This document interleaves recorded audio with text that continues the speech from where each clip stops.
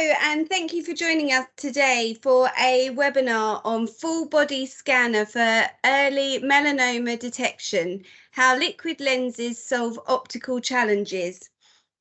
My name is Kerry Herbert, and I'm the Product Marketing Manager for Ansys Zemax. I'd like to introduce our two presenters today from Optotune. We have Xavier and Mikel. So welcome, Xavier and Mikel. I will hand over to you. Thanks, Kerry, for the introduction. Today I want to present you a real life case where we use the liquid lenses and the simulation capabilities of Zemax to solve a real problem, in particular a problem in the healthcare sector. Before starting, I want to present you a bit Optotune for those that might not know the company. Our company has two main expertise topics. One is optics, in general lenses, but also other optical components like mirrors, prisms, diffusers. We work around all of them. Next to it, our other expertise is actuators. The most used is voice coil actuators, but we also know how to use reluctance force actuators, electroactive polymers, and most recently we have incorporated shape memory alloys. With all these, our customers can benefit of optical components that give them very compact designs, increase the flexibility of how to generate these designs. Also, we have components with higher speeds and long lifetimes. The product we will talk today about is the liquid lenses, one of our main products. And the liquid lenses solve one of the problems that is most important in optics, and it's changing the focus. For a long time, the solution that engineers have found is based on big glass elements that need to be very precisely fabricated, very precisely aligned, and that need to be moved with regard to each other. This is a very complex solution and presents a lot of trouble in terms of tolerances and fabrication. And if we compare to nature's solution is much simpler. It just the eye, it's a ball full of liquid. This ball is flexible, and our muscles are able to press and change the curvature of the frontal surface such that the rays of light coming from different distances can all be focused at the same point in our retina. And this is exactly what Optotune has been able to copy. The liquid lenses that Optotune have developed mimic the principle of the nature's eye by using membranes and liquids and allow to focus the light to different distances in a very fast movement. As I said before, these lenses give more compact designs for the optics, have a very fast response that is also very reliable and precise. And also because there are less parts in these lenses, the sensitivity to tolerance is much lower than in the complex optical designs. Finally, because these lenses are excited electrically, they can be controlled remotely, which is also another advantage for our customers. But let's stop talking about Optotune and let's go to the real case. Today I want to talk about skin melanoma. It's summer, it's arriving, we all like to be tan and we all go to the beach and spend a lot of hours in the sun to get that nice color of skin. However, we all know that this is not without risk. We need to protect our skin. And even when we do so, there are cases where we can get skin cancer. In particular, skin melanoma is a very important type of skin cancer. It happens when the melanocytes, which are the cells that give us this nice color, start to grow out of control. The first symptoms that we could detect would be a mole that changes in size or in color, or some unusual stains and pigmentation that would appear in our skin. Most of these cases of skin melanoma, estimated at 3/4 of the cases, can be attributed to the UV radiation. That means the sun, the radiation, or that radiation coming from artificial sources like the sunbeds. This type of skin cancer accounts for around 1/5 of all the skin cancers. And that might look like it's not much, but it is called sometimes the most serious type of skin cancer. The reason behind that is that even if in the first stages is very mild and it's only some moles growing a bit more than we would like, the cells from these moles can get to the bloodstream or to the lymphatic system and can allow the cancer to spread to other organs of our body. When that's the case, the rates of survival of this cancer can go very lower.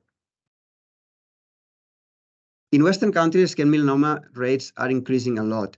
That's because populations that before were not exposed to sun and artificial UV sources now are increasing that exposure. In particular, in the European Union and the US, it's now the 6th most common cancer by number of cases. It represents about 4 or 5% of all the cancer cases that are detected every year. Globally, every year we have more than 300,000 new cases of skin melanoma. And as I said before, prevention is, of course, the first step that we should take, but the second one is detecting it earlier. Because this cancer has this initial state where it can be removed just with small surgical intervention, it's important that we detect the cancer very early in the stages. Otherwise, the cancer can spread to the whole body and it becomes much more complex. It's because of this that the European Union is funding the project iToBoS in the program Horizon 2020. And this project is devoted to generate a tool that will allow for this early detection of skin cancer. The name iToBoS comes from Intelligent Total Body Scanner, and the main objectives of this project are the following. First of all, there is a hardware objective, which is building a new scanner that is able to take pictures of the whole body of the patient. The second objective is creating an artificial intelligence assistant that will take these pictures of the skin of the patient and will mix this data with other sources of medical data from the patient, genomic data, medical records, family records. With all this information together, the artificial intelligence assistant will be able to give a diagnostic to the physician that is much more accurate and takes into account many more factors.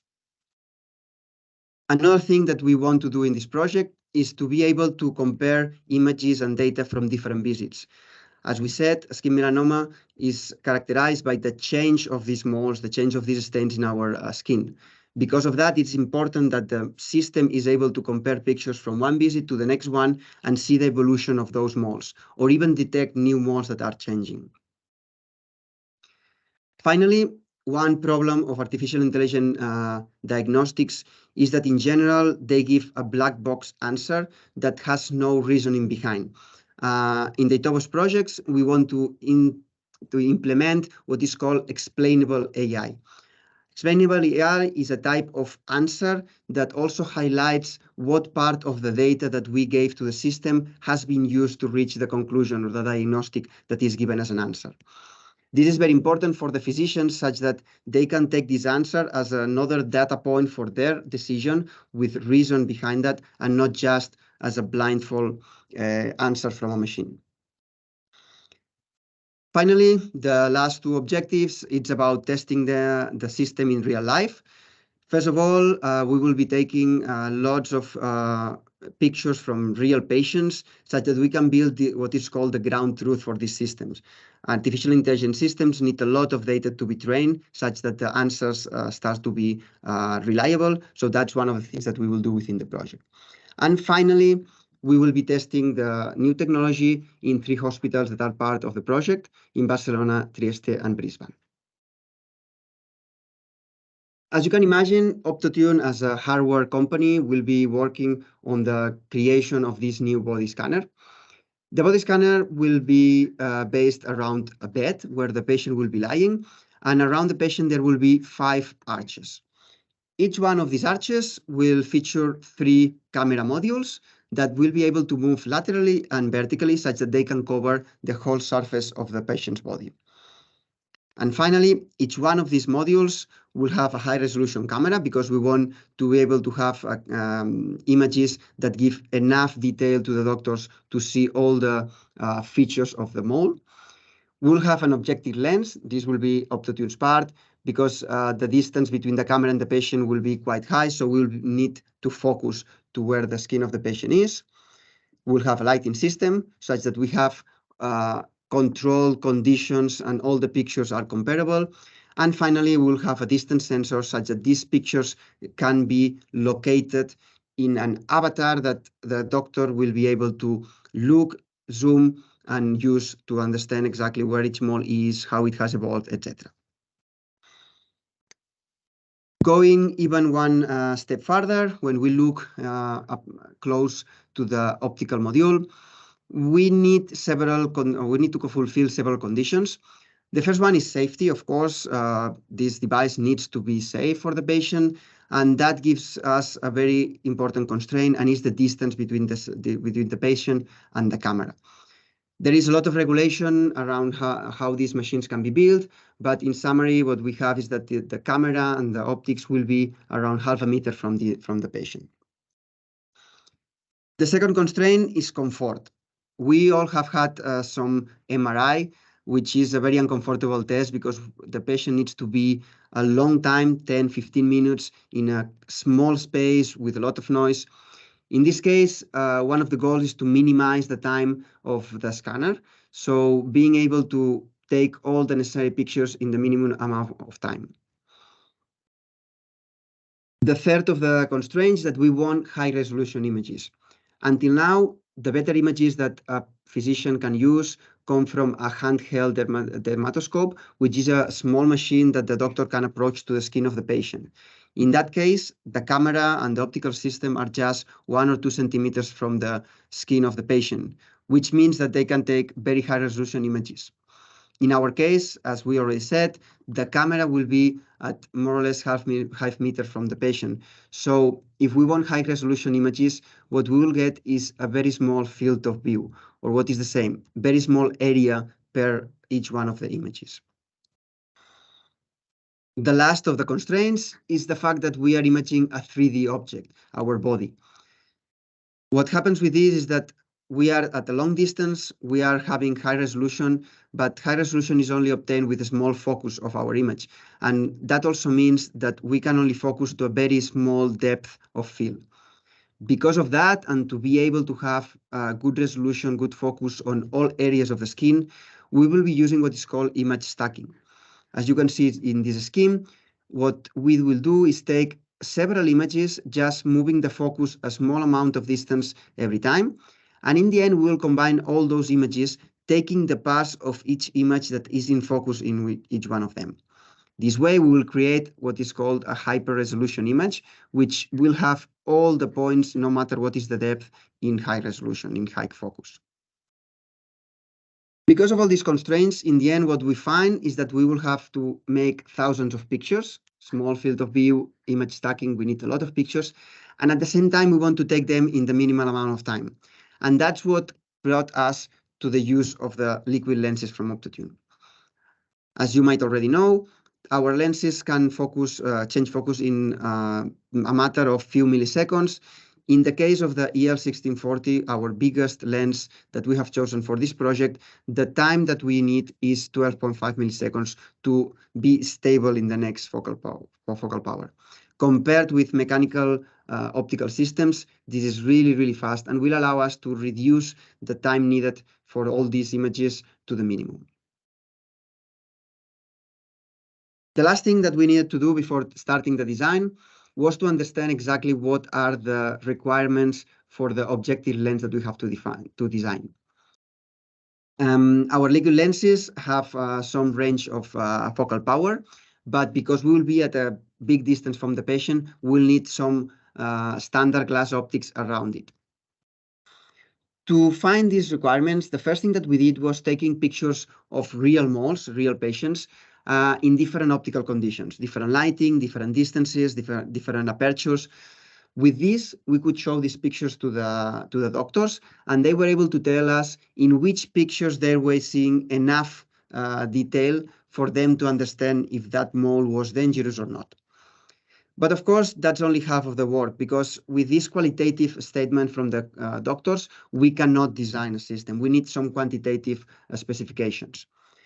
The second step was taking images from some standard targets, in our case, the US AFA targets.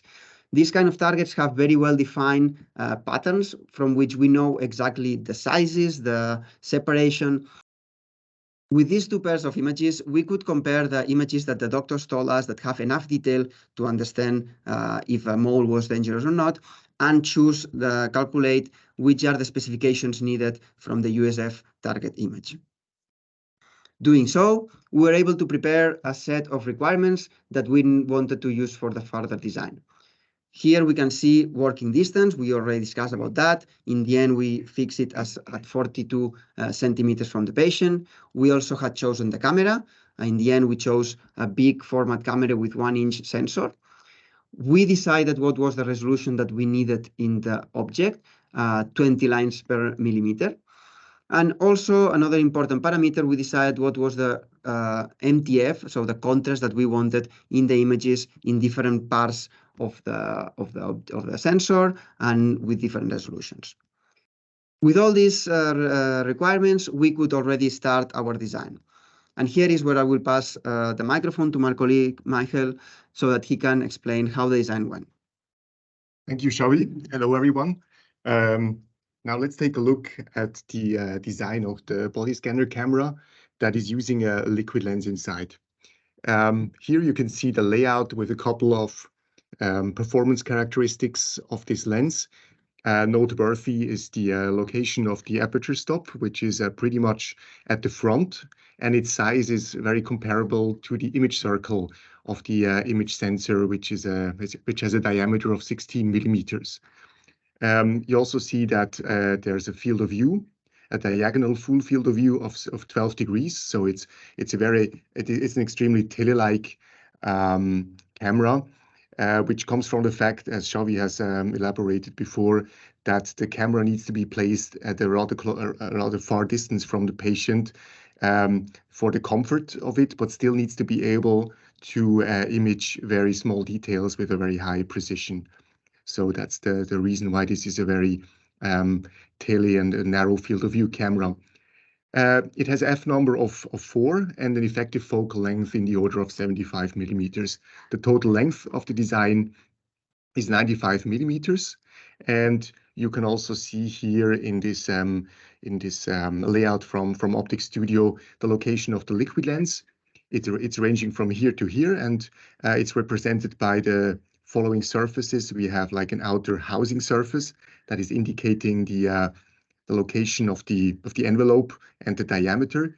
Then as a next element, we have the container glass, then we have the liquid compartment, then we have the membrane, a cover glass, and on the other side again, we have some an indication of the housing in terms of location and diameter. What we are using here, as was mentioned before, is an EL1640 TC lens, which seems to be very suitable for the case, especially in terms of the clear aperture. The term TC refers to a feature of some Optotune lenses, which is called thermally calibrated.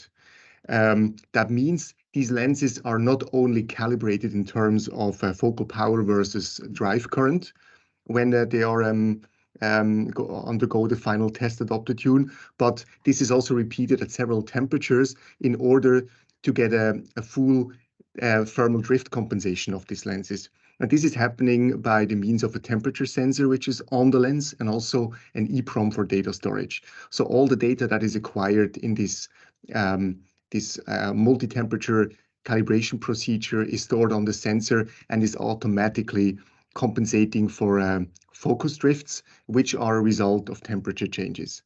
And the two mechanisms that come into play here is, first of all, the change in refractive index with a change in temperature that is common to all optical materials like plastics, glasses, and also these optical liquids, but they are stronger here with these optical liquids. And the other effect is the thermal expansion. So all the materials are expanding or contracting when the temperature is changing. And also these changes are compensated automatically by these liquid lenses. Now, on the right-hand side, you can also get an impression of the optomechanical design that surrounds this optical layout. You can see there's a stack of glass lenses that are inserted in a lens barrel from two sides. These lenses are not visible here because they're black boxed.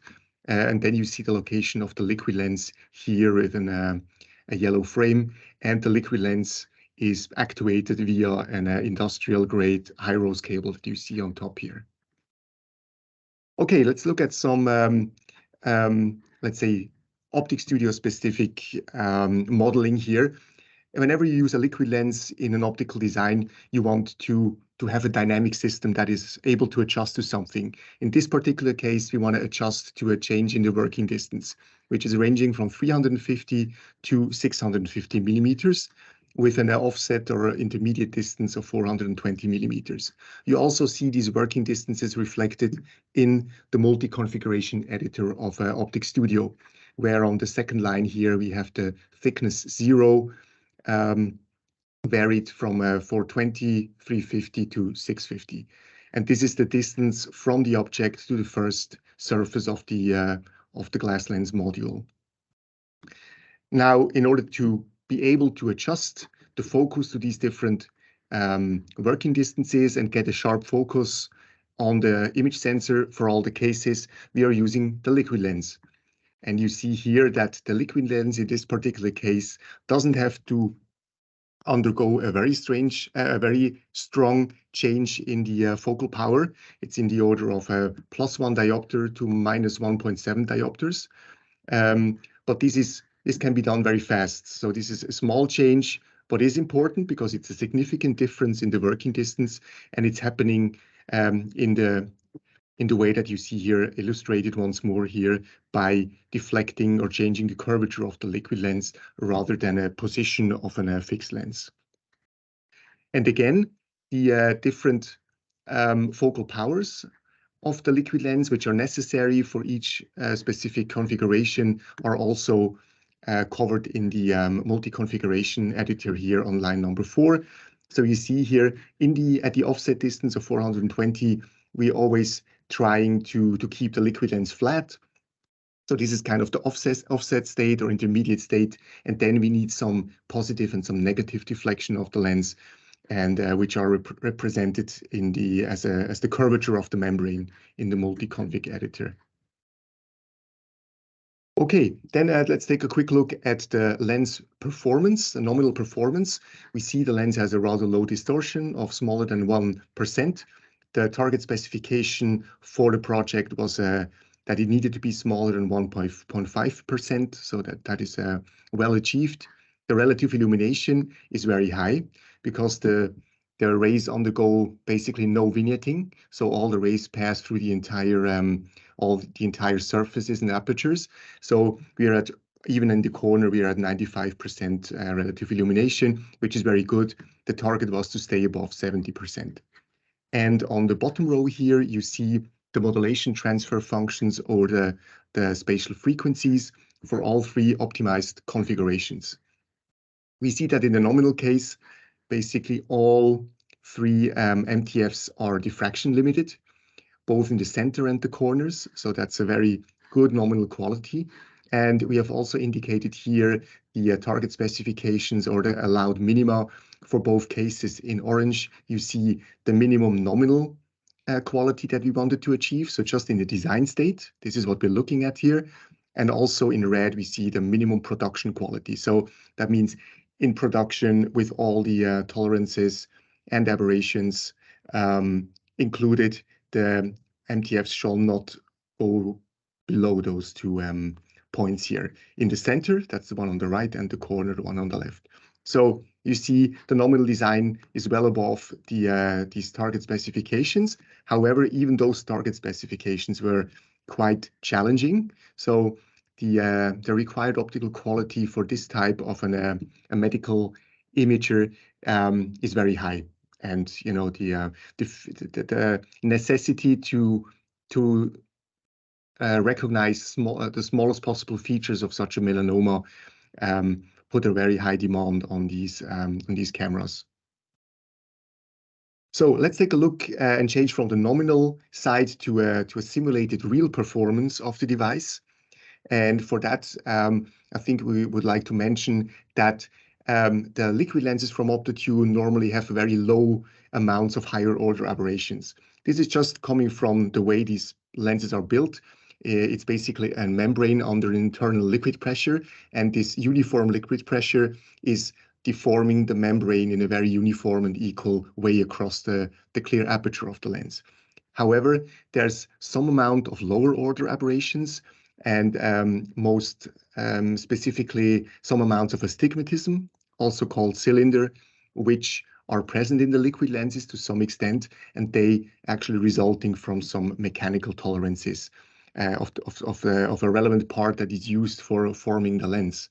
And this part is called the lens shaper. It's a ring that is actually forming the lens. And if such a lens shaper is not perfectly circular or not perfectly planar, or if the membrane itself is not fully homogeneous, such an astigmatism can emerge. But with our expertise over the years, we were able to, let's say, minimize this astigmatism to acceptable values. You down here see an example of the RMS wavefront error of a lens with a 12 millimeter clear aperture. And you can see the upper curve here is representing some average lenses. So let's say the majority of the lenses being produced.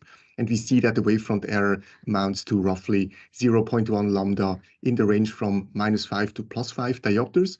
And if you need to tune beyond that, this wavefront error can increase to roughly 0.15 lambda in the range from +5 to 10 diopters, and also on the minus end. But in every production run, there's also a certain, let's say, class of the best lenses that are being produced, and those can also be separated out if a customer needs that and be binned in a special group. And such best-in-class lenses have wavefront errors that are only half as high as a standard lens. So in that case, we would have wavefront errors in the order of 0.05 lambda in the range from -5 to +5 diopters. That can go up to roughly 0.075 to 0.1 lambda in the range from 5 to 10 diopters plus minus. Now, this mostly applies to lenses that are used with a vertical optical axis. So you have the axis vertical and the lens is horizontal, and the only, let's say, non-rotationally symmetric aberration is this astigmatism. Now, as you know, those liquid lenses consist of a soft membrane and a liquid inside. So we have to also take some effect of gravity into account. And what gravity can do to the lens, you can see it here. It can lead to a shape which we call an S shape, or also a beer belly, which is a deviation from the ideal sphere that we normally have. Now, such an effect is very faint. I mean, you won't see that by eye on any lens, but still it is there. And since optics is a pretty sensitive and precise science, this can matter in some cases, because the coma error, as you see it depicted here, this is a typical wavefront map of a coma error. And you can also, probably well known to you, is the point spread function of such a coma error can lead to some relevant image, let's say, aberrations. And an example for that you can see here, and a coma that would be oriented in a vertical way, as we see it here, might blur a vertical transition from black to white somewhat, as you can see it here, while the other direction, left to right, is not affected. And the gravity coma in some lenses can increase the overall wavefront error by up to, can basically double it. So you see it here in the case we had seen before, with a 0.1 lambda overall wavefront error can increase to in the order of 0.2 lambda. And that was found to be not so much a problem in many different designs that we had worked on with different customers over the years. So such a gravity coma in a lot of cases is acceptable and tolerable, but there's other cases where this is too much and we had to look for a solution. So I would like to quickly give you an example of a design which we can call a regular case, and that is, I would say, the majority of cases that we had the chance to work on with different customers over the years. It's the case where the gravity coma is well acceptable and well tolerable, and despite the presence of gravity coma, the MTF stay above the target specifications. These Cases are mostly characterized by two facts. The first one is that the ray footprint diameter of the fields, let's say the on-axis field, should be no larger than 60% of the total lens's clear aperture. We see that illustrated in a minute to make it clear. So if you're only using a portion of the liquid lens at a time by one field, you can use the entire liquid lens by the, let's say, by the total fields altogether, but a single field should be no more than 60% of the clear aperture diameter. Then your design is probably very robust against the gravity coma. And another thing is, but related to this, is if the liquid lens is not positioned right next to the aperture stop. But this is related to the first characteristic here, because the further you move the liquid lens away towards the sensor, automatically the footprint on the liquid lens will become smaller.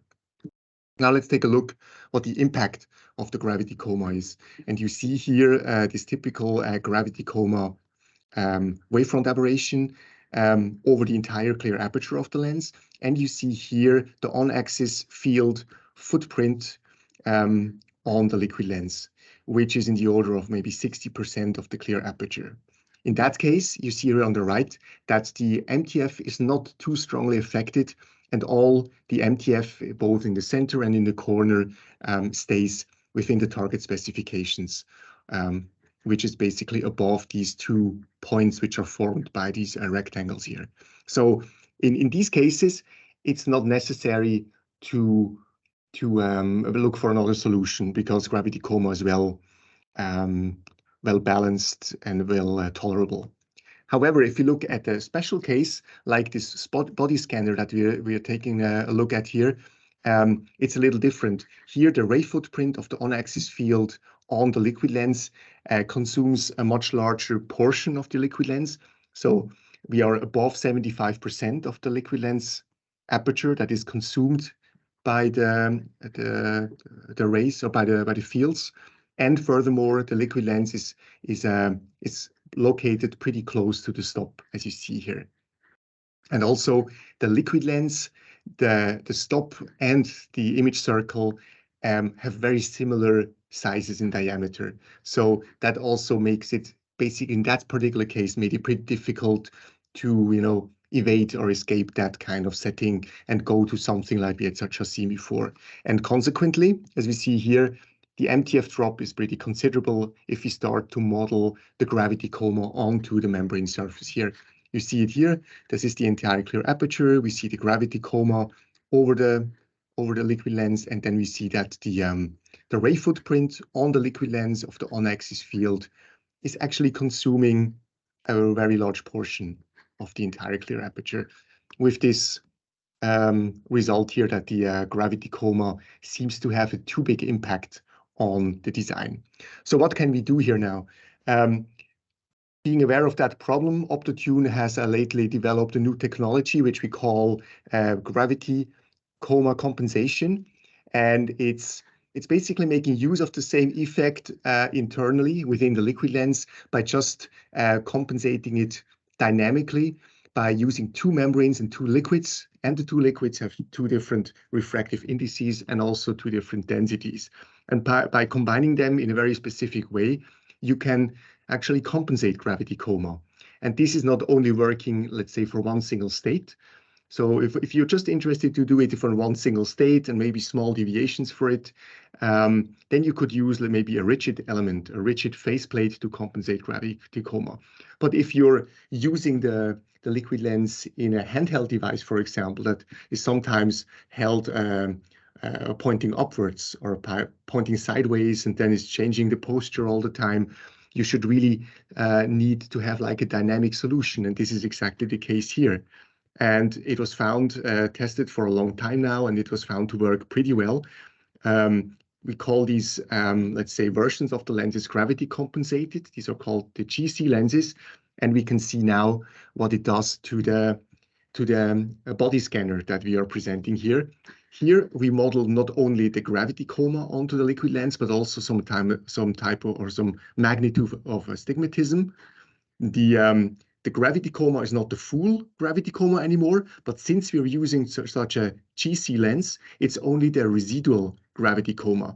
That means what is left of the gravity coma, including some manufacturing tolerances, which always occur. But I mean, if you look at the original value of roughly 0.25, I think, we see that we have reduced the gravity coma by factors. So if you combine this residual gravity coma and the some astigmatism of 0.1 lambda to a combined aberration, as we see it here, and you model it into the scanner model, and then you see that you can maintain the original nominal MTFs to a pretty large extent, and that the drops are pretty acceptable. We see we still have a good margin to the minimum production target specifications. Here in the center, anyway, there's a large margin in all the three configurations, and then in the corner, there's at least some margin left. Now let's take a look if this holds true in reality. So we made a comparison here between the simulated, let's say, simulated build case and the measured one.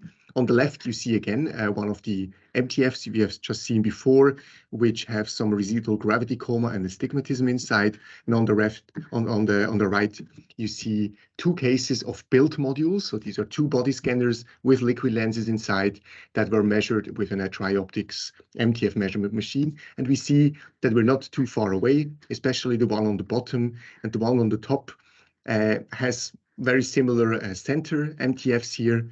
In reality, the corners might be a little lower, but this is probably a fact that also the glass lenses and their assembly has some tolerances that we have not included here yet in that simulation. So this is probably the true real case, including liquid lens tolerances, liquid lens tolerations, plus glass lens manufacturing tolerances and assembly tolerances. So this prediction and the use of the GC lenses really seem to be worthwhile here in that case to achieve like in-spec modulation transfer functions in reality. And then there's only one more note that we would like to make at the example of this body scanner camera. It is important that an optics designer should try to make the design testable even without the liquid lens inside. And this is important for later debugging, because if you might measure, you take a measurement of a first module that you produced with the liquid lens inside, and the quality is still somewhat away from the nominal one that you hoped for or aspired. It can be a pretty lengthy process to figure out where the problem comes from. Is it from the glass lens module, its tolerances and assembly? Is it coming from the liquid lens? And the liquid lens can actually be tested separately, and this is done actually in the Optotune's outgoing test procedure. But if the glass lens module cannot be tested independently from the liquid lens, that can really lead to a lot of discussions and lengthy debugging procedure. So as a design guideline, if possible, try to set your 0 diopter liquid lens state that you're using here roughly in the center of your operational range. And even if it's not in the center, but maybe close to one or the other end of your operational focus range, that doesn't matter as long as it is a relevant state that is representative for the performance. And then when you just take out the liquid lens, unfortunately, it's not the same as having the liquid lens inside, even if the liquid lens is flat, because due to the change in the optical path length, you're getting some defocusing here in the back. However, you can compensate for that by slightly adjusting the working distance. You see here, originally the working distance was 420 millimeters, and now it was re-optimized to 414. But even then, you see that the MTF is not fully reestablished to the original state, because there's still some slight amount of field curvature left in the re-optimized state. And if you want to test that module in that state here, and you can only compare it to a not so perfect MTF that is not really, giving you the best results. So what can be done here is to replace the liquid lens in its flat state by just a simple glass window. You could take any glass more or less, depending on the transmittance that you need to have, I guess. I took here a BK7 glass, put it in here. The thickness of it can be similar to the thickness of the overall liquid lens, but it's also not super critical. And then you just re-optimize also the working distance, but it only gives you like 1 millimeter deviation from the original state with the liquid lens. And then you see down here that you're able to bring back the original nominal quality with the liquid lens, even in that case. And now this is a fully rigid glass module that you can test. And if you see still some drops in MTF here, you first would need to debug the glass lens module before you test the combination with the liquid lens. Okay, so let's take some conclusions here. We are at the end of our webinar. What we have seen in the first part with Xavier, that apart from prevention, the best way to fight skin melanoma is by detecting it very early. And this is the goal of this EU project ETOBOS. And it's a big project with different research sites being present or being included. And it's a great thing here to be able to work on this project as Optotune and being able to contribute some products here. So in general, Optotune liquid lenses are specifically useful when you need fast and precise focusing in a compact and flexible design. So that's another important part. And what we have seen in the final part with the when we talked about the scanner design. So for many optical designs that are using liquid lenses, the normal amount of gravity coma is normally found to be tolerable. But it needs to be checked on a case-by-case basis. If possible, the footprint diameter of the on-axis field should cover no more than 60% of the liquid lens clear aperture, if that is possible. This can sometimes just happens naturally by maybe with the higher F number you have, normally the lower the footprint on the lenses is. It also depends on the availability of liquid lenses from Optotune of the right sizes. So it needs to be really checked on a case-by-case basis. For optical designers that have found that their design reacts very sensitively to normal amounts of gravity coma, Optotune is offering these gravity-compensated GC lenses.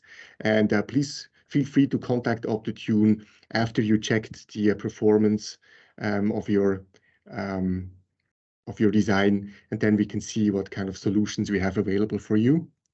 And finally, this was the last recommendation that you had seen. Make sure that your design is testable even without a liquid lens inside. And for that, you should create one configuration where the liquid lens normally has a 0 focal power state and replace the liquid lens with a glass window as a dummy element. And then you can test the glass lens part first. Okay.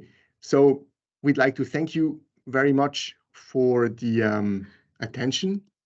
And I'd like to hand it over to Carrie again.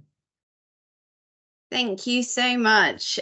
So I'm afraid that is all that we have time here for today. Thank you to Xavier and Mikel for your time, and thank you so much for everyone for attending. If you do have any further questions for our speakers about what you've heard here today, we do encourage you to submit your questions and we will be sure to follow up accordingly. For any further information, please do reach out to events@ansys.com. Have a wonderful day, everyone, and thank you once again.